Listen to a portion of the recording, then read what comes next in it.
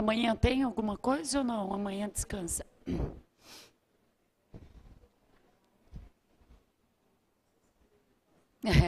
Desespero. Não, calma, né? Para quem consegue. 30 segundos. Posso? Então, tá bom. Então, vamos começar? Vamos? Estou conectada aí, Luiz? Ótimo. Cada minuto entra mais um tantinho. Outro para ela. Por falar nisso, indo o meu material conforme as aulas foram ministradas. Lembre-se, e eu espero de verdade que vocês tenham feito aquelas questões, né? Foram mais de 30 questões que eu disponibilizei para vocês sobre essa lei. Se tiverem um tempinho, né, e quiserem dar uma passada de olhos, por quê? Não tem como, pessoal, a banca fugir daquilo, né? Por quê? Porque eu bato na tecla que o objetivo da banca é desestabilizá-los em confundir o que são diretrizes com o direito dos usuários. Se recordam disso? Lembrando, pensar em diretrizes e pensar em direito, nós temos como pano de fundo o serviço adequado. Lembra? Serviço público adequado é aquele que cumpre todos aqueles princípios da segurança, da inovação tecnológica, da legalidade, não é isso? Da eficiência, da duração razoável, né? Ou seja, da proporcionalidade, da razoabilidade. Se recordam? Tá? Diretrizes, lembram? Diretrizes, Luciana. É o quê? O que o legislador está dizendo como a administração pública deve agir para atender o usuário, né? Quais são as diretrizes que deverão ser seguidas pela administração pública? Primeiro, né? Urbanidade, respeito e acessibilidade, presunção de boa-fé, né? Então, o usuário aqui, presumimos a boa-fé do cidadão, atendimento por ordem de chegada, cuidado aqui, tem exceção? Tem, né? As exceções admitidas por lei no que diz respeito às prioridades, ou quando na carta de serviços, lembra a carta de serviços? Né? Que tem que estar disponibilizada onde? No site, né? No sítio, demonstrando como que o serviço é prestado, onde que ele é prestado, quais os documentos são exigidos. Lembra disso? Né? Então, por ordem de chegada, salvo quando tem agendamento ou priorizar gestantes, lactantes, pessoas aí acompanhadas e os portadores de deficiência. Ok? Diretriz, adequação entre meios e fins. Pessoal, eu gosto disso. Por que que eu gosto dessa? Porque induz o candidato a lembrar do princípio da legalidade e da ideia da desburocratização. Não é porque tem que seguir o princípio da legalidade que o negócio tem que ser truncado, amarrado. Ao contrário, né? O serviço público ele tem que ser prestado de maneira adequada, com excelência. Ou seja, eu preciso adequar meios e fins sem impor exigências, obrigações, restrições ou sanções que não estão previstas na legislação. Né? Eu não posso colocar nenhum obstáculo, nenhum impedimento. Igualdade no tratamento, né? Vedada aí qualquer discriminação, então, por óbvio, todas as diretrizes. Pessoal, destaquem aí, né? Cumprir prazos e as normas procedimentais. Estas normas procedimentais estão na carta de serviço, ou pelo menos, né, segundo o legislador, elas deveriam estar, quais os documentos, quais são os prazos, e eles precisam ser seguidos. Publicidade e observância dos horários, né? Então, que horas que o órgão vai abrir, né? Que horas que a secretaria abrirá? Que horas? Né? Qual que é o horário de funcionamento? Qual que é o horário de atendimento? Pessoal, vamos aqui. A adoção de medidas que visa a proteção à saúde e à segurança dos usuários. Então, por que que isso daqui não é direito e sim uma diretriz? Porque quem tem que garantir a segurança, né, e a saúde dos usuários são vocês, né, os agentes públicos. Beleza? Autenticação dos documentos. Pessoal, observem, né, o agente público tem a fé pública, ele autentica, sendo vedada a exigência do reconhecimento de firma, salvo na dúvida da autenticidade. Mais uma vez, vocês se recordam que eu sempre destaco a palavra vedada, porque a banca troca o vedada por permitida, né? Então, assim, realmente é vedada a exigência do reconhecimento de firma. Manutenção das instalações salubres, seguras, com segurança, sinalizadas, né? Por quê? Porque o usuário ele tem o direito aí à sua saúde e segurança. E eliminar formalidades, formalidades desnecessárias, né? Formalidades aí que realmente busca apenas impedir e obstacularizar esta prestação de serviço. Tudo bem? Mais um pouco. Tem que seguir o código de ética como diretriz? Sem dúvida que sim. Tem que aplicar soluções tecnológicas? Também. Veja, Thaís, diretriz, né? Não se confunde. É Thaís? Não é. Nada a ver, né? Thaís com Tati, mas tá bom, né? Pelo menos acertei o T, né? Mas vamos lá. Pessoal, código de ética, soluções tecnológicas para justamente trazer essa possibilidade que o usuário acesse. Linguagem simples e compreensível, essa é uma diretriz. E vedar uma nova prova se o fato já foi comprovado. De novo, tenham como base as diretrizes, né, pessoal? No sentido de que realmente não tem que ser exigido aquilo que a lei não prevê como exigência, tá bom? E, para finalizarmos aqui as diretrizes, os serviços públicos podem ser suspensos e interrompidos? Pode, é óbvio que excepcionalmente, porque o que versa é o princípio da continuidade da prestação de serviço público, né? Mas veja, mediante uma comunicação prévia. Né? Comunicação prévia. É assim que a administração pública deve agir. E informando que será desligado em virtude do quê, né? Em virtude do inadimplemento. E aqui, pessoal, respirem, né? Junto comigo. Não esqueçam aquela situação, Jorge, de que a comunicação prévia é uma diretriz da administração pública. E a vedação de desligar na sexta-feira, no feriado e no final de semana é um direito do usuário. Se recordam disso? Tá? Então, assim, é muito parecido, né? Então, aqui, cuidado, que é a obrigação da administração pública comunicar previamente, desde que esse desligamento daí não ocorra aí em dias que antecedem o final de semana ou feriado, ok? Que daí passa a ser direito do usuário. Fechou? Tá. Fechamos as diretrizes, tá? Pensa, ô Selma, bateu os olhos, diretrizes, você já fala, é o comando que o legislador está dando para a administração pública, né? É a direção que ele quer que a administração pública siga para prestar um serviço de qualidade, ou melhor, adequado. É assim que a legislação fala. E os direitos dos usuários? Pessoal, direitos do usuário, fácil. Pense, participar e acompanhar a prestação de serviço e avaliar. Não é direito? Né? Não é uma diretriz participar, é um direito do usuário participar. É um direito do usuário escolher entre os meios oferecidos, concordam? É uma diretriz utilizar as inovações tecnológicas, mas é um direito dele escolher os meios oferecidos. É direito dele obter as informações. Concordo? A Estela, mas tem restrições, segundo, né, a lei aí, a legislação, Lei Geral de Proteção de Dados, perdão, né, a própria legislação que trabalha aí os direitos à intimidade, né, à vida privada, os dados sensíveis, ok? Mas ele tem o direito em obter as informações. Ficou claro? Então, ele participa, ele escolhe, ele obtém informações e, por outro lado, tem o direito de ter as suas informações protegidas, né? Então, olha aqui, proteção de suas informações pessoais e atuação integrada e sistêmica. Lembra, Thaís? Asterisco aqui. Tá bom? Não é, Jorge? Pessoal, asterisco aqui. Por que asterisco aqui? Porque aqui é muita impressão de diretriz. Vocês se recordam disso? Porque atuar de maneira integrada e sistêmica para expedir atestado e certidões, você fala, isso é para mim, mas não é. Entendeu? Não é. Falou em atestado, falou em, né, integrado sistêmico, é um direito dele. Por que que é um direito dele?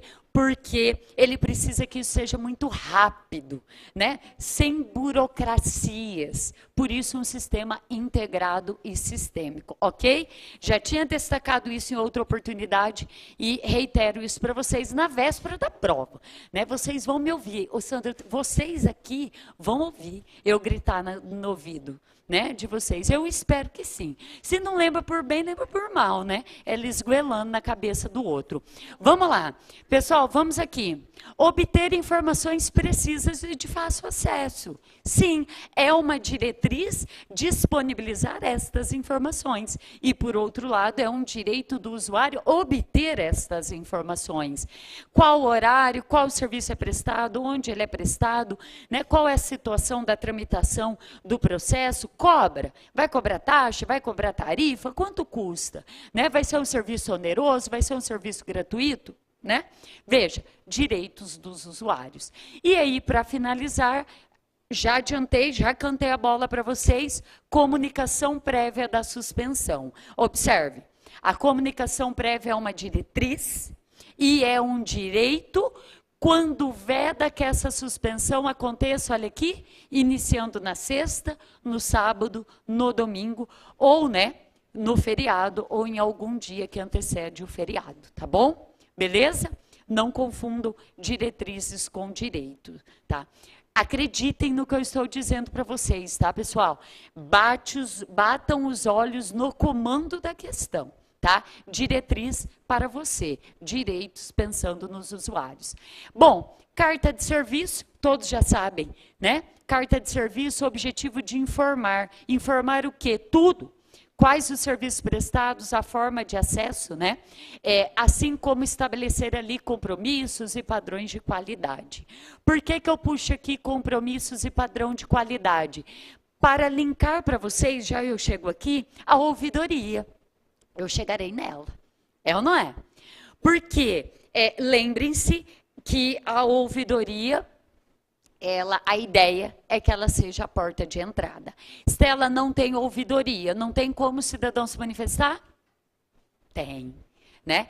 Tem que ser oportunizada a manifestação dele. Lembra disso? Tá? Pessoal, observem aqui, né? Quando fala em cartas de serviço, sempre, né? Informações claras e precisas, serviços prestados, os requisitos, as etapas, o prazo, né? A forma e os locais. Locais para quê? Para pleitear e locais para que esse usuário possa se manifestar. Beleza? Tudo certo? Sim ou não? O que mais aqui? Pois não? Alguém falar alguma coisa? Não, desculpa, eu. Cuidado, pessoal, além da carta de serviço, de dizer, né, quem faz, como faz, quais os documentos, essa carta de serviço, ela tem que detalhar compromissos e padrões de qualidade.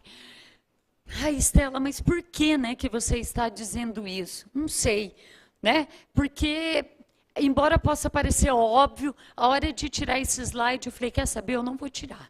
Né? Vou falar um pouquinho rapidamente deles, demonstrando que essa carta de serviço tem que demonstrar as prioridades de atendimento, né? Previsão do tempo de espera, mecanismos de comunicação, os procedimentos para responder essas manifestações, mecanismos de consulta. Então, assim, realmente demonstrar para esse usuário todas as especificidades desse serviço a ser prestado. Beleza? E para finalizar a carta de serviço, eu tenho que ficar desse lado que meu cérebro não funciona daquele. A carta de serviço, ela tem que ser atualizada de maneira periódica e permanente divulgação. Lembra da pegadinha, Dene? Lembra da pegadinha? Lembra da pegadinha ou não, Clóvis? A pegadinha é aqui, ó. Atualização periódica. Gente, é óbvio, pense, se a carta de serviço, ela tem que colocar todas as especificidades desse serviço a ser prestado, tudo pode mudar, concorda? Horário de funcionamento, quem presta, a localização.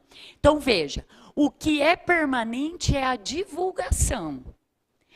A atualização é periódica. Cuidado com serem induzidos ao erro em dizer que a atualização, ele não vai colocar atualização permanente, né? Mas pode colocar que é um documento permanente, né? De característica permanente. Não tem nada de permanente. A atualização é periódica e a divulgação é permanente. Tá? Agora parem aí, destaquem prioridades, direitos e agora avançando a carta de serviço, não podemos esquecer dos deveres dos usuários, né? Stella, você acredita nos deveres dos usuários? Não acredito, né? Por que eu não acredito numa questão dessa? Stella, mas por que você está falando? Para que vocês não confundam os deveres com direitos, entendeu? Por quê? Porque eu penso, né, se nós formos pensar aí como que essa lei vem sendo cobrada, é nesse sentido, né, confundir aí os direitos com os deveres. Deveres, utilizar adequadamente os serviços públicos? Sim. Né? É dever do usuário usar adequadamente. É dever do usuário não destruir. Né? É dever do usuário também agir com urbanidade e boa-fé. Cuidado, Sandra, porque agir com urbanidade e boa-fé é uma diretriz, concorda? Mas é um dever do usuário também, tá? Então, atentem-se ao contexto da questão, porque aqui a frase com certeza estará precedida de utilizar adequadamente os serviços. Quem que utiliza adequadamente os serviços? O usuário, né? Então, nós estamos pensando no usuário enquanto dever dele, não como diretriz. Ficou claro? Tá? Prestar as informações pertinentes ao serviço prestado quando solicitados. Pessoal, cuidado aqui, né, Jorge? Concorda comigo? Cuidado aqui, porque quando fala em prestar informações pertinentes ao serviço, você fala, ai, é diretriz. Não dá impressão? Que quem que está prestando as informações? O agente, não é isso? Cuidado, tá?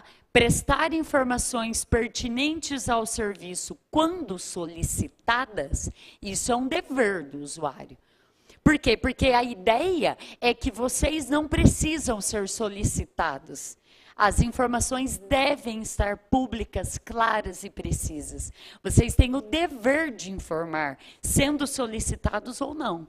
Então, só quando nós, né, no sentido de vocês, solicitarem alguma informação, aí é dever dele prestar. Ficou claro? Foi ou não? Foi? Colaborar, né? Para a adequada prestação de serviço e preservar as condições dos bens públicos. Então, deveres dos usuários. Utilizar adequadamente com urbanidade, prestar as informações quando solicitadas, colaborar para a adequada prestação. Vocês precisam colaborar para a adequada prestação? Não. Vocês precisam prestar um serviço adequado. Quem colabora é o usuário, enquanto dever dele, tá bom? E preservar aí as condições. Fechou? Posso mais um pouco? Estão comigo? Ufa, né? Vamos aqui. Para garantir os seus direitos, o usuário poderá apresentar as manifestações. Observem aqui, né? As manifestações, cuidado com esta pegadinha. Por quê? Porque elas podem ser apresentadas ou na ouvidoria do órgão ou na entidade aí responsável.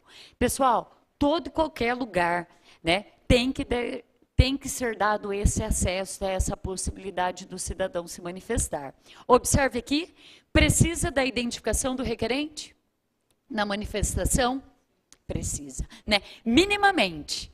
Lembra disso? O número do CPF. Lembra disso? Minimamente. Mas tem que ter a identificação do requerente. Cuidado, porque talvez quando vocês lerem lá a manifestação, você vai pensar numa denúncia, né? Daí você fala, é a denúncia anônima. Calma aí, né? Foi uma manifestação e para acessar esse canal tem que identificar o requerente, ok? Olha ali, a identificação do requerente não conterá exigências que inviabilize as manifestações. Tudo bem, Moacir? São vedadas exigências relativas aos motivos determinantes, né? Então, veja, que é vedado a exigências aí dos motivos determinantes? Calma aí. Se eu estou justamente requerendo um determinado documento, não tem como o ente exigir o tal documento, que é justamente ele que eu estou pleiteando. Então, basta aí uma mera identificação. Destaco o parágrafo 3º para vocês. Se não tiver ouvidoria, o usuário ele pode apresentar diretamente no órgão ou na entidade responsável. Responsável pelo quê? Pela execução do serviço, né? Ou onde este órgão está subordinado, tá bom? Não caiam na pegadinha, Dene, de que as manifestações devem ocorrer somente através das ouvidorias. Cuidado com a expressão somente, tá? Porque não é somente através das ouvidorias, tá bom? Pegadinha. Pode ser apresentado verbalmente a manifestação? Pode, tá bom? Observe ali, pode ser feito por meio eletrônico ou correspondência convencional ou verbalmente. A observação aqui é que se for verbalmente, ela tem que ser aí reduzida a termo, né? Porque palavras ao vento não consegue trazer segurança jurídica para esse usuário. Então, pessoal, destaquem meio eletrônico, correspondência e também verbalmente. Tudo certo? Tá. Foi informado, né, porque o requerente ele deve se identificar, mas lembre-se que todas as informações pessoais desse requerente estão protegidas justamente pela legislação. Ficou claro? E aqui eu falo um pouquinho do CPF para vocês. Eu quero avançar uma situação aqui. Ó, artigo 11. Tá, então, falamos um pouco das manifestações, né, que tem que ser identificado o requerente, que pode ser apresentado de maneira verbal, que não precisa ser necessariamente através das ouvidorias. E olha o 11, tá bom, pessoal? Em nenhuma hipótese. É porque o aluno ele fica com a lavagem cerebral, né? Que todo, nenhuma, somente, isso são palavras de pegadinha. Só que aqui nós podemos arriscar. Tá? Nenhuma hipótese será recusado o recebimento de manifestações. Nenhuma hipótese. As manifestações devem ser recebidas sob pena de responsabilidade do agente público. Tá bom?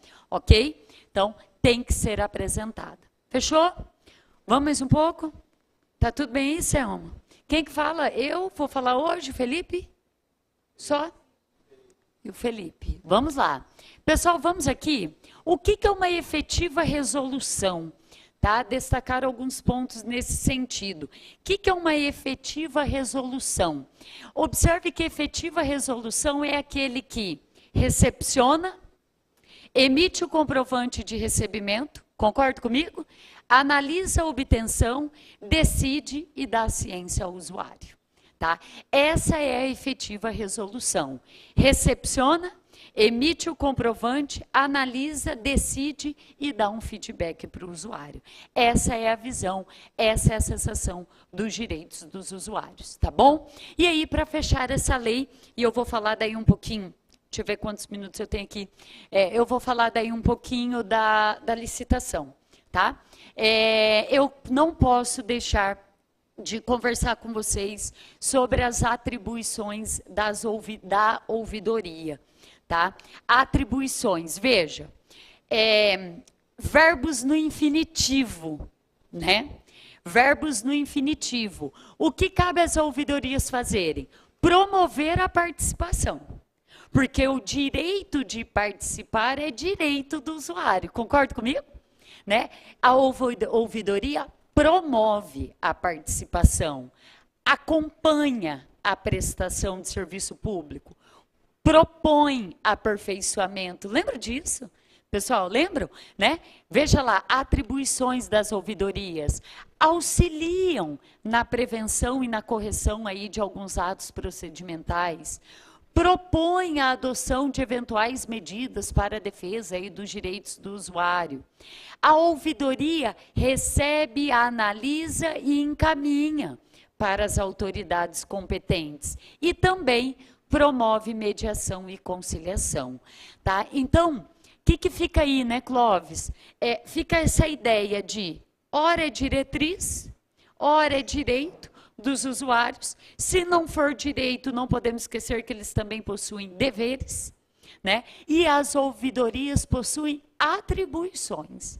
E aí, com certeza, se porventura a banca escolher uma questão desse sentido, ela vai ter que utilizar a expressão atribuições da ouvidoria, né? Não fiquem aí sofrendo, né? Pense, se é uma atribuição da ouvidoria, em que ponto ela pode ajudar o usuário a ter acesso a um serviço público adequado. Tá? É essa visão. Bugou aí, Sandra? Bugou, reseta e vamos para cima, né? Bugou, falou, parei, né? Travou aqui, para onde que eu vou agora? Eu falei que eu ia parar, eu prometo que eu vou parar aqui, né? Lá são as atribuições, auxiliar, propor, receber, né? Promover, acompanhar. Quais objetivos? Né? Por que ela tem aquelas atribuições? Porque ela persegue alguns objetivos. Justamente em receber, analisar e responder por meio de mecanismos proativos à manifestação. Então, é o objetivo dela, é atender, é recepcionar e elaborar anualmente o relatório de gestão, né? Então, ela faz tudo aquilo, toda aquela promoção, mediar, conciliar eventuais conflitos, porque o relatório precisa ser emitido. Fechou? Tudo certo? Pessoal, essa daí era, né, a ideia da legislação pensando no direito dos usuários. Tá.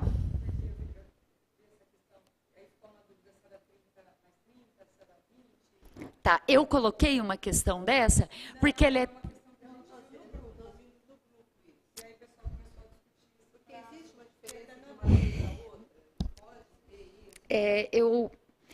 vocês têm essa questão no grupo? Porque se puder, eu não vou perder, calma aí, eu não vou perder tempo agora com isso, e não é perder de tempo, vocês estão entendendo o que eu estou querendo dizer, né, pelo amor de Deus. É assim, Selma e quem tiver, tentam pegar essa questão, porque eu preciso entender se essa questão foi elaborada do ponto de vista da lei ou do decreto. Porque a lei, ela diz 30 mais 30, né? Cadê? Não. Tá aqui, ó. Aqui, ó. Olha aqui, olha a lei, pessoal, tentando responder, eu não sei que questão que vocês tiveram acesso, mas olha aqui, ó. A ouvidoria encaminhará a decisão administrativa ao usuário, porque ela tem que dar uma decisão, dar o feedback, observando o prazo de 30 dias, prorrogável de forma justificada uma única vez por igual período. Então, o retorno, né, desta resposta, sob o ponto de vista da lei, tá bom? No dia da aula, acho que vocês levantaram alguma questão que tem um decreto, regulamento municipal, não é isso? Que acho que eles estipularam um prazo menor, não foi isso? Pessoal, 20 mais 10. Tá, é aí que tá. Se formos seguir o que, Thaís? Se pedir a lei, é lei. Tá, pessoal? 30 mais 30, beleza? Não confundam com esse 20 aqui, porque esse 20 aqui, ó, a ouvidoria poderá solicitar informações e esclarecimentos diretamente aos agentes públicos e órgãos, né, que prestou esse serviço. E aí, estas respostas devem ser dadas em 20 dias, podendo ser prorrogada também uma única vez. Então, veja, para dar uma resposta para o usuário é 30 mais 30. E para os órgãos, né, ou as entidades responderem à ouvidoria, para a ouvidoria dar uma resposta para o usuário, aí é 20 mais 20. Tá bom? Era isso que vocês estavam falando? Tá isso. Bom ter falado do prazo, eu nem, né, não iria falar sobre ele. Dá 40. A resposta. Pessoal de casa, né, o que a Selma está falando. Aqui o prazo é mais elastecido, né? Ele pode chegar a 60 dias, 30 mais 30. Não vamos gravar 60, né? Gravem 30, podendo ser prorrogado uma única vez por mais 30. Acho uma sacanagem se a banca pensar nisso, mas lembrando, tá? toda e qualquer prorrogação de maneira justificada. Isso chama-se ato administrativo motivado, né, com fundamentos fáticos e jurídicos. Por quê? Tá? Por que que você está prorrogando? Porque lá na carta de serviço tem o prazo máximo, não tem? E lá está dito que são 30 dias, você me dá uma resposta. Os 30 viraram 60? Sim, porque a lei autoriza os 30 virar 60. Ok? E aqui, se eventualmente tiver alguma demora. Fechou? Tudo bem? Pessoal, né, e aí tem todo o material que já foi disponibilizado para vocês. Fechem essa legislação e vamos abrir licitação. Pessoal, licitação, o meu objetivo aqui é tentar direcioná-los, e se vocês tiverem condições psicológicas, né, de ainda dar uma olhadinha nisso daí. Uma lei nova, nós já falamos sobre isso. Não vejo a possibilidade de fugirem do beabá. O que é a ideia do fugir do beabá? As modalidades licitatórias. Né, pessoal? As modalidades licitatórias. Se recordam? Vamos comigo? Então, seu material aqui. Primeira modalidade, concorrência. Não é isso? Coloquem na frente rapidamente concorrência. Pensem em bens e serviços especiais. Lembra disso? Bens e serviços especiais. Na verdade, serviços, né? Especiais. Ele nem vai falar aqui de bem. E serviços e obras de engenharia. Lembra disso? Só serviços e obras de engenharia ou serviços comuns de engenharia também? Serviços comuns de engenharia. Então, pessoal, pense aí, né? Serviços públicos especiais, né? Serviços especiais e obras e serviços especiais e comuns de engenharia. Ficou claro? Então, vamos de novo. Serviços especiais, ok? Vírgula, obras, vírgula, serviços especiais e comuns de engenharia. Beleza? Próximo. Pregão? Vamos para o pregão? Pregão é para comprar ou para vender? Para comprar. Pregão para comprar. Comprar o quê? Bens, serviços comuns, ok? Falou em especial, pessoal, fiquem com concorrência. Pregão, bens e serviços comuns.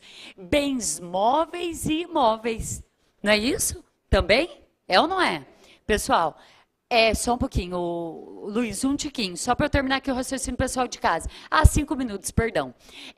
Não esqueçam dos bens apreendidos e inservíveis, né? Porque a lei usa essa expressão, né? Bens e serviços comuns, bens apreendidos ou considerados inservíveis, ok?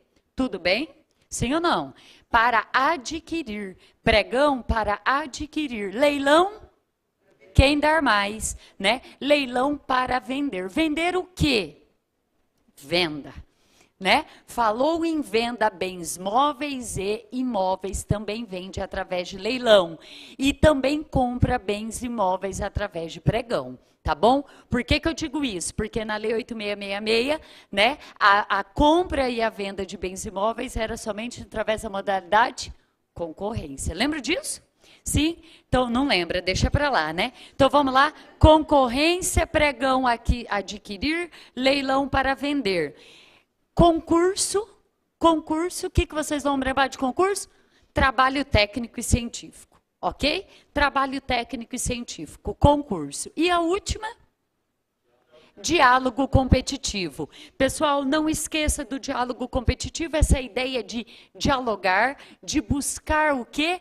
Novas soluções, né? Propor mesmo soluções que a administração pública está impossibilitada de saber o que vai fazer com ela, né? Não tem mais tomada de preço e não tem mais convite, tá bom? Não tem mais tomada de preço e não tem mais convite. E, ufa, né? Nesses minutos finais, pessoal, inexigibilidade de licitação. Tá? Que é a possibilidade da contratação direta, ok? Inexigibilidade de licitação. Se recordam? Vamos lá, rapidamente. Inexigibilidade, produtos exclusivos. Lembra a ideia da exclusividade? Anotem aí. É, não, mas não era isso. Vamos lá? Produtos exclusivos, serviços especializados, me perdoe, serviços especializados, setor artístico de pública notoriedade, lembra disso? Tá? Lembra disso? Lembra da Ivete Sangalo? Né? Lembra da Ivete Sangalo? Não esqueça isso daí. 4, quando é possível credenciamento, né? Quando a contratação é feita mediante o credenciamento, lembram? Lembram ou não? Sim. E o último é a questão da aquisição e locação. Lembra de bens? Lembra de bens? Quando você comprova a especificidade daquele bem, quando você, né, demonstra com parecer de que não, tem que ser a casa, eu esqueci teu nome, Cássia, né? Tem que ser a casa da Cássia, tem que alugar, né, ali o imóvel dela, não tem outro na administração pública. Beleza? Pessoal, gravem. Inexigibilidade, não tem competição. Pensem nisso, pensem nisso. Inexigibilidade, não tem competição. Fechou? Mais uma. Dispensável. Quantos minutos, Luiz? Deu. 2. Dispensável. Coloquem na frente, né? Dispensável. Ato discricionário, né? Conveniência e oportunidade. O que é isso? Ele pode ou não contratar diretamente. Beleza? Dispensável. E dispensada, que daí é a última. Dispensada. Lembre-se o dispensada, negociação entre os entes públicos. Lembra disso? Que eu falei para vocês, isso vai ajudá-los. Ok? Tá? Estela, o que não deu tempo de falar e você me sugere? Agentes da licitação. Tá? Deem uma olhadinha, por favor, e aí para eu finalizar aqui o meu tempo, os agentes de contratação, que são os agentes de licitação, porque daí é agente de contratação e comissão, lembra disso? Né? O agente e a comissão. Tudo bem? Não esqueçam disso daí, não vejo assim a possibilidade de se inovar tanto nesse sentido. Deixa eu falar mais uma, para eu não perder o gancho aqui, né, Tati? Pequeno valor. Lembra o pequeno valor? Contratações de pequeno valor. Pessoal, contratação de pequeno valor, inexigível? Inexigível? Não. Dispensada? Não. Dispensável. Ok? Contratação de pequeno valor, dispensável. Beleza? Tudo certo? Pessoal, eu não sei quem está me ouvindo. Oi? Exatamente, pequeno valor. Obras e serviços de engenharia, 108 mil e qualquer coisa. E bens e serviços comuns, 58 e qualquer coisa, porque teve atualização. Tá bom? São exatamente estes valores. Beleza? Tudo bem? A Selma está me perguntando aqui o que é 10 mil.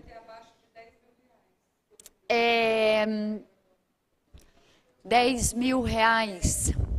Não lembro. Selma, será que é para contratação de... Não, não é das portadoras de deficiência, não me recordo. Não me recordo. Pessoal, confesso que dessa resposta eu não lembro, assim, no bate-pronto, tá? Dos 10 mil. Mas, Selma, olha que... Para chegar nesses 10 mil aí, a banca tem que estar com muita vontade, né? Mas tomara que não. Mas vamos ficar com 50 e 100, lavar cacetada, ok? Pessoal, se porventura, né, eu finalizo aqui as últimas dicas da noite. Pronto pagamento. Pessoal, o Moacir aqui está nos ajudando. Os 10 mil é o de pronto pagamento. Tá bom? Não lembrava desses 10 mil, preciso ser honesta com vocês. Vamos lá. Que eu tenho para dizer? Eu acho que eu respondi todo mundo no WhatsApp, tá? Se porventura, pessoal que estiver me ouvindo em casa, se eu deixei passar alguém, me mande aí um ponto de interrogação, né? Dê um joinha aí para a professora Estela lembrar e responder né, o que porventura ficou para trás. Tá? Ainda temos aí mais de 24 horas para eu poder responder alguém que ficou sem resposta. No mais, acho que é isso. Eu tenho pergunta aí, Luiz? Ah, obrigada. Dispensa de pequenos vultos, que é a fala do Moacir. É, eu comi barriga aqui, pessoal, não lembrava desses 10 mil aqui mesmo.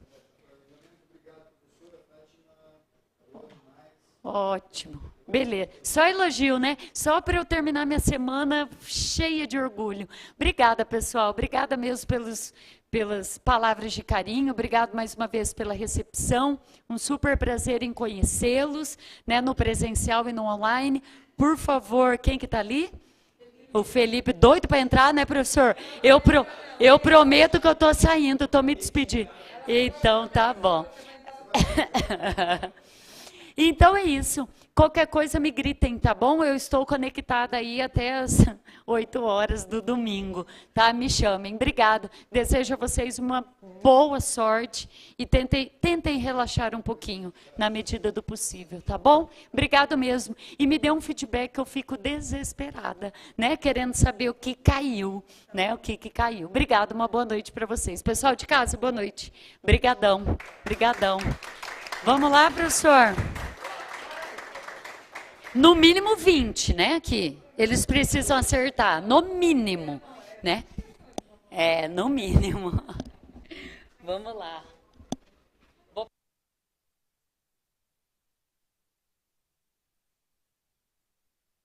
já fui com isso aqui pra casa. Microfone. Ah, foi? Eu já contei isso pra vocês? Ah, então o professor tá Saí do saber, galera do Pique Wish toda me olhando ali, descendo a rua, assim. Por Deus. Juro pra você, entrei, tava tendo mudança, nada de espelho, cheguei em um apartamento com esse negócio. Fui lavar a mão no lavabo, vim correndo, porque tinha outra aula e ninguém achava o microfone. Saí correndo antes das 21. Professor, motivo de interdição, né? É, então. Acho que sim.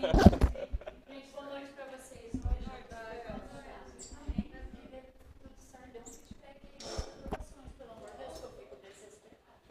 Tá bom? Luiz, você consegue só desligar aqui? Vocês estavam tendo plantão do quê? Ah, nossa senhora. Tô olhando, um discurso meio jurídico, comecei a ficar meio enciumado, falei, ué. Ah, pronto, agora, as bonitas estão com, né, na hora do... Isso aí é uma outra lei de licitação agora, né? Eu ainda não tive coragem de abrir para ler. Mas já acabou a vigência da anterior, não foi abril agora? Ah, prorrogaram a vacatio legis para quando? Ah, mas gente, também deram uma vacatio assim, né? Então, é muito complexo, é um mundo à parte. Eu acho que a parte de licitação, ela é tão paralela ao direito quanto é consumidor, o ECA, são micromundos dentro do direito. Para prorrogar. Certo. Bom, vamos lá então, meus queridos. Eu não costumo deixar questões para a gente resolver em época de plantão. Eu gosto de fazer uma abordagem sistêmica do conteúdo, mais qualitativa do que quantitativa, para a gente poder só relembrar alguns conceitos importantes. E eu acho que talvez lembrar a ordem cronológica desses conceitos, porque isso vai auxiliar vocês aí no domingo, tá? São quantas questões da minha disciplina? Ah, não dá para saber. Então. Eu acredito, pela pouca vivência que eu tenho, né? Mas assim, eu acredito pela pouca vivência em concurso da prefeitura. Lá em Mococa foi umas 5 questões quando teve interno, de estatuto, né? Acho que foram 5 questões. Inclusive, nesse último concurso da saúde, foram 5 questões também. Eu acredito que o CERN vai estar mais no título 1º, no título 2º e no título 4º do Estatuto, e naqueles conceitos preliminares ali da lei do plano de carreiras, cargos e salários, né? Eu acredito que vai ficar mais nisso. Acho improvável que cobrem processo administrativo, por isso que eu deixei para o final, só na aula de ontem, mas deem uma olhada lá, não vou revisar processo administrativo hoje, mas se for para eu te dar uma sugestão, vai na formação da corregedoria, nas competências, tá? Especialmente nas competências do corregedor geral adjunto, que é um cargo novo, né? Uma função nova, aliás, e também ali daquela equipe correcional, que também foi instituída pela legislação de 2020, tá? Então, seguindo o início aí, vamos pegar lá as informações importantes do título 1º do Estatuto de vocês, né? O título 1º, ele traz as disposições preliminares. Então, dessas disposições preliminares, o que é importante lembrar? A primeira coisa, quem é o destinatário desse estatuto, né? Então, são todos os servidores, espécies de agentes políticos, né? Servidores de quem? Da administração pública. Isso, direta. E além da administração pública direta, a gente tem também a administração pública autárquica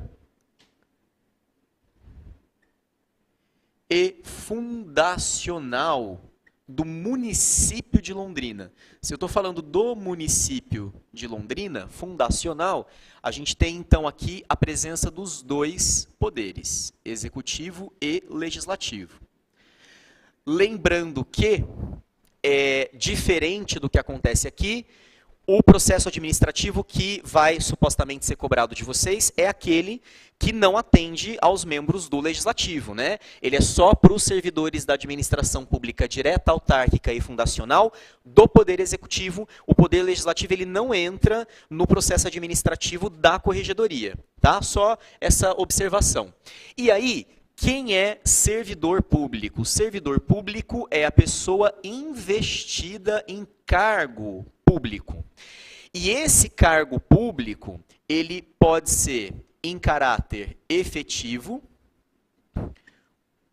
ou em caráter de comissão, certo? O comissionado. Cargo é sempre uma coisa criada por lei em número certo. Além do número certo, existe uma denominação específica.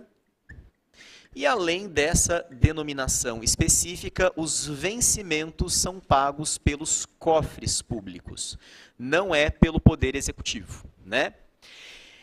Além disso, a gente viu também aqui no título 1º que no que compete aos reajustes vai haver paridade, isonomia entre os servidores do Executivo e do Legislativo, sempre, não, ressalvadas as hipóteses previstas pela legislação de encarreiramento, né, de planos, salários. Então, em tese há essa previsão, mas ela não vai aqui ser sempre igual para os dois. Outra coisa importante que a gente viu é que, em tese, o cargo tendo denominação certa, não pode haver desvio de função. Você vai fazer aquilo que, em tese, é prerrogativa do seu cargo. E o sistema de interpretação do Estatuto ele é aberto. Então, você tem a Constituição Federal de 1988, acima da Lei Orgânica do Município, e a Lei Orgânica do Município em cima do Estatuto com o regime jurídico único de vocês, tá? Isso significa que o Estatuto ele não exclui outras regras, outros direitos e deveres estabelecidos pela Lei Orgânica e pela Constituição Federal. Então aqui a gente vai fazer um tratado, tá? Se cobrarem de vocês o prazo do concurso público e aparecer escrito assim, está previsto pelo Estatuto, eu, Felipe, na sua condição, colocaria 1 ano, porque é o que está escrito lá, tá? Deixa esse exercício hermenêutico para o recurso. Ok? Eu estou dizendo isso porque foi o que a FAFIPA fez. Ela considerou 1 ano, porque é o que está previsto, muito embora não haja força normativa nesse 1 ano, ela não aceitou os recursos e muitas alunas colocaram 2 anos. Eu falei, olha, gente, bota 1 ano, a galera fez assim para mim, né? Mas, poxa, o concurso é de 2, mas a banca não pensa assim.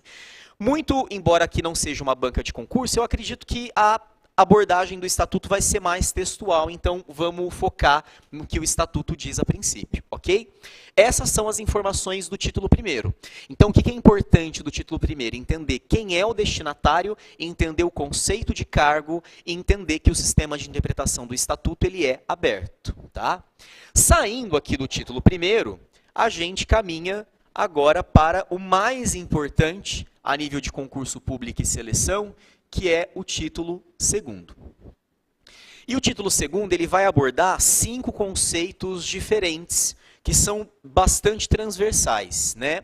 O primeiro conceito é o conceito de providência. provimento. O provimento é o preenchimento do cargo público dentro da administração pública. E aí a gente tem essa regra geral de entender que o cargo efetivo é preenchido mediante concurso público de provas ou provas e títulos, ao passo em que o cargo comissionado ele é preenchido mediante livre nomeação, o que culmina também na possibilidade de livre exoneração. Então, seguindo a ordem dos fatos, a primeira história aqui é propriamente o concurso público. Né? O concurso público é um certame aberto a toda a sociedade civil organizada. Né? Para que o concurso público exista, o que precisa haver como condição? Primeira delas, cargo vago. Segunda delas, necessidade da administração pública. E terceira delas, suporte orçamentário. Sem nenhuma dessas três, a gente não consegue ter o concurso público. Depois do concurso público, o que vem na ordem dos fatos? Né? Vai haver propriamente a nomeação dos candidatos. Lembrando que a nomeação ela só acontece quando o candidato aprovado em concurso público passa a inspeção médica prévia. Aí sim, munido do resultado da inspeção, ele é nomeado. Tá? E aí, depois da nomeação, o que vem na ordem? A posse. Exatamente. Né? E logo depois da posse, vem o exercício. Então, a nomeação, ela dá início ao processo de provimento. E esse processo de provimento, ele é concluído logo após a posse com o início do exercício do servidor. O servidor, ele entra em exercício 7 dias seguidos, contados a partir do primeiro dia útil subsequente à data da sua posse. E aí, o exercício do servidor, ele dá início àquilo que a gente conhece como estágio probatório. No estágio probatório, vocês são testados durante 6 vezes, né? Das quais uma é aquela avaliação lá especial de desempenho, certo? E aí, logrando o êxito no estágio probatório, vocês alcançam a estabilidade. O que não significa que você está livre do controle de tutela da administração pública, porque ainda existem as avaliações anuais, aquelas avaliações periódicas que podem culminar em processo administrativo também. Tá? De tudo isso que a gente colocou aqui, por enquanto, só a nomeação é espécie de provimento. Depois que a gente passa pelo estágio probatório, aparecem as outras. A primeira delas é aquilo que vocês estão buscando, né? Que é a promoção. Eu vou escrever um artigo científico sobre essa promoção aqui, porque eu mudei de opinião sobre ela com vocês umas 3 vezes, né? Foi nesse nível, assim. Daí, no final, eu admiti que, tudo bem, essa promoção de vocês ela é espécie de provimento. Tá? Pode ser que no meu artigo científico dedicado a essa turma, eu apresente um contraponto. Eu vou mandar uma cópia lá para o RH. Vocês duas. Tá? Exato. Então, a gente tem a promoção, né? Isso. A promoção, ela é, digamos, o quê? Uma ascensão de classe, ela é uma ascensão funcional, né? A gente vai entender que essa promoção, lá na lei de carreira, cargos e salários, ela pode ser por conhecimento, ela pode ser por competência e ela pode ser também pelo quê? Por merecimento, que é aquela última categoria. A de vocês é a segunda categoria. Além da promoção, o que pode acontecer aqui também? Pode acontecer do servidor mesmo promovido, ser demitido, discorda lá reintegrado, discorda lá da decisão administrativa, depois que ela foi revista possivelmente pelo Conselho de Sentença ou pelo prefeito, que pode ser de fato a última das instâncias administrativas, ele move uma ação contra a administração pública e essa ação é exitosa para ele, ou seja, o juiz de direito ele vai anular a sentença da administração pública, a decisão da administração pública. Isso significa que tudo volta ao tempo. Então, o servidor que saiu da administração pública, ele volta reintegrado. Se ele chega ali e tem alguém no lugar dele, essa pessoa vai ser reconduzida, né, para o seu cargo de origem, caso ela tenha, né, ocupado aquele cargo do então servidor demitido naquela condição.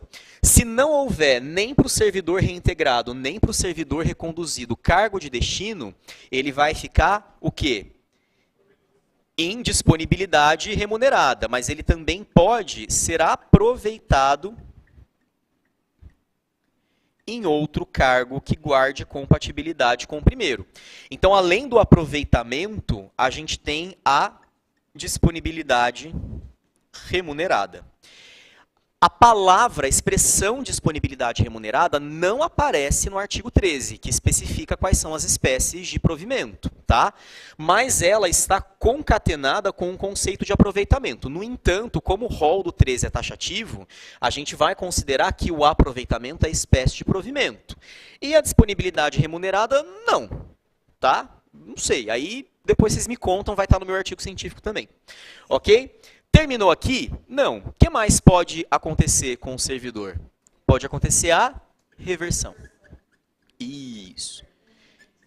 Então, a reversão ela acontece quando, em perícia, se verifica que aquelas condições para aposentadoria por invalidez não existem mais, então o servidor ele é convertido, né, da aposentadoria para ativa e ele volta revertido.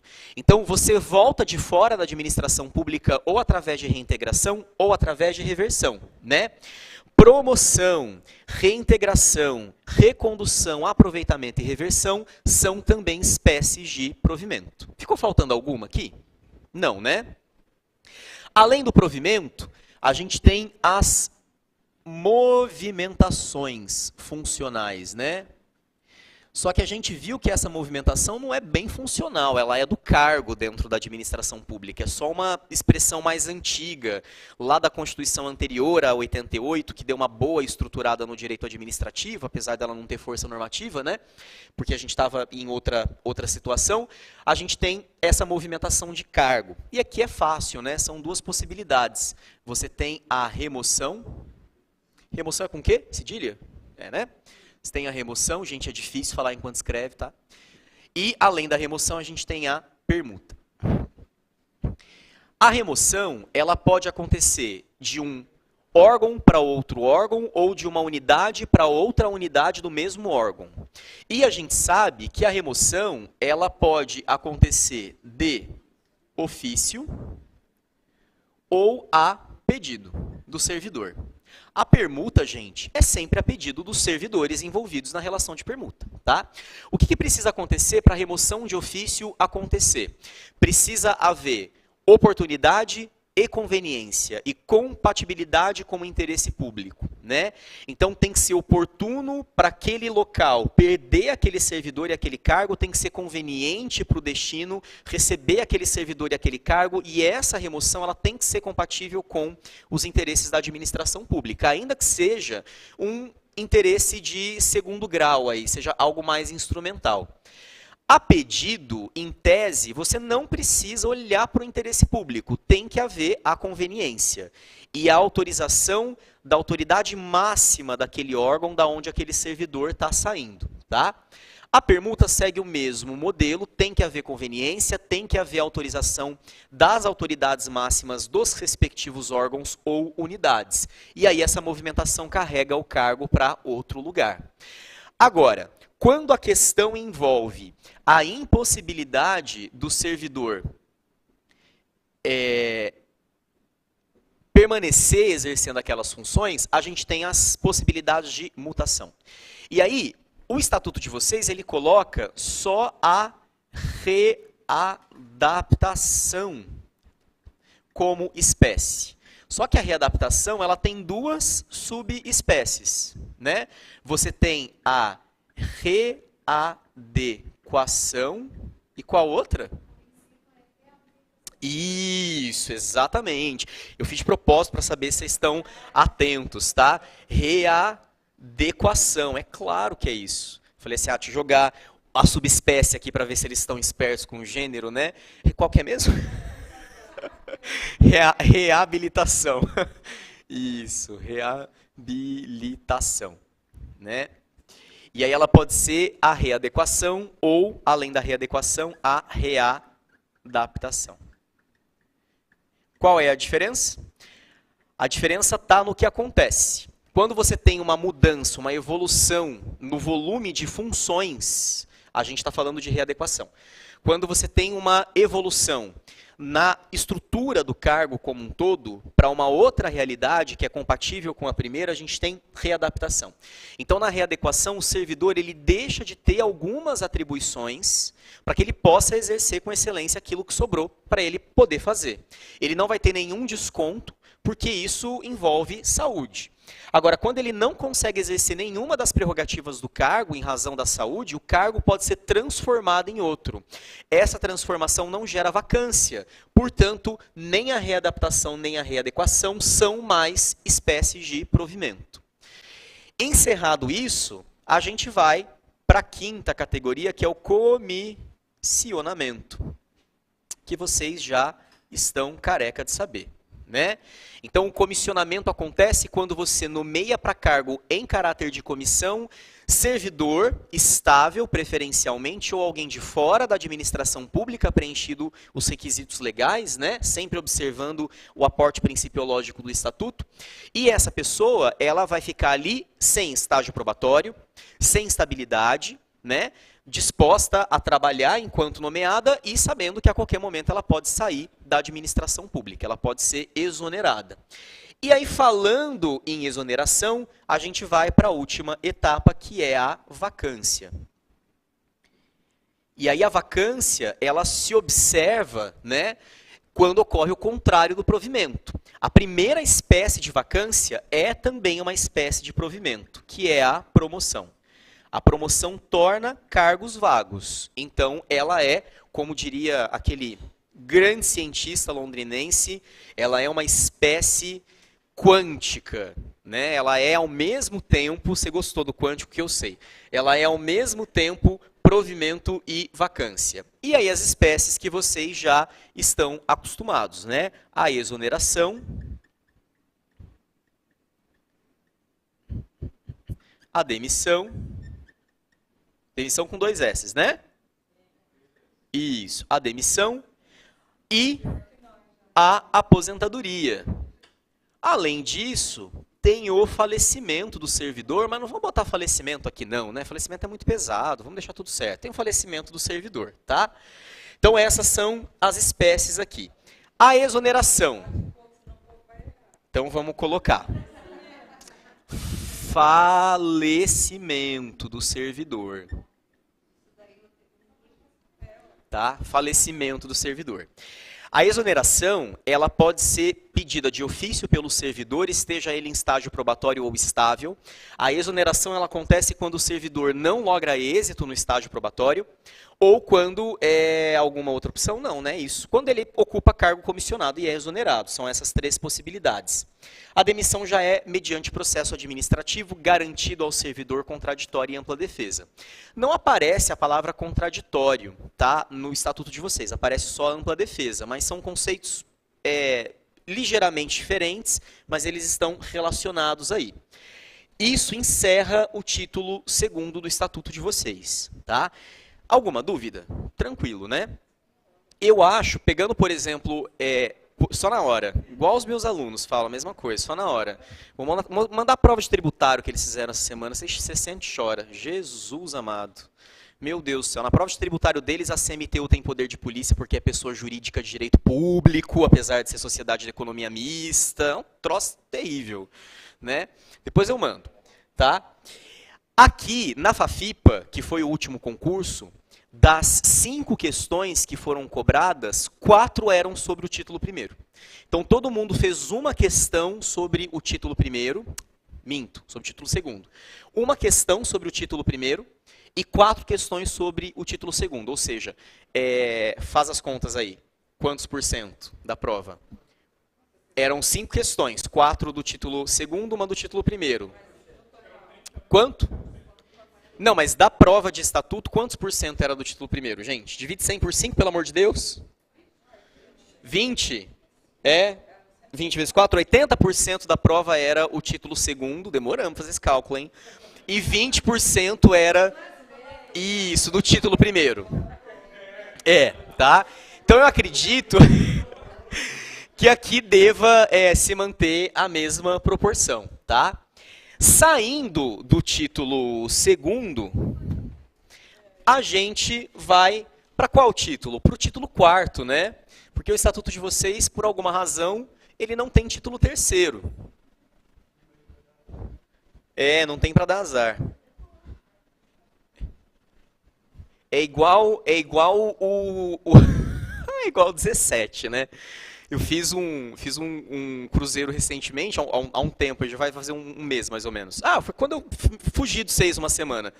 E aí não tem o número 17, porque 17 nessa parte, né, de navio, de embarcação, ele dá azar. Aí eu estava no elevador e aí a pessoa falou assim, eu não entendo por que do 16 vai para o 18. Aí uma menina que estava lá falou assim, deve ser porque essa empresa não gosta do Bolsonaro, só pode, irritada porque não tinha 17 lá no negócio, né? Não, mas eu não sei por quê, depois vocês descubram por que vocês não têm título terceiro e me avisa. Então a gente parte daqui e vai para o título quarto. E o título quarto, ele vai falar sobre o quê? Ele vai falar sobre os direitos de ordem geral. Essencialmente, o coração do título 4º é o artigo 65. Né? Porque o 65 ele vai trazer as hipóteses de afastamento do servidor da administração pública que não suspendem a apuração da contagem de tempo de serviço. Né? A contagem de tempo de serviço ela é proporcional ao exercício. Então, conforme o exercício segue, a contagem de serviço segue também.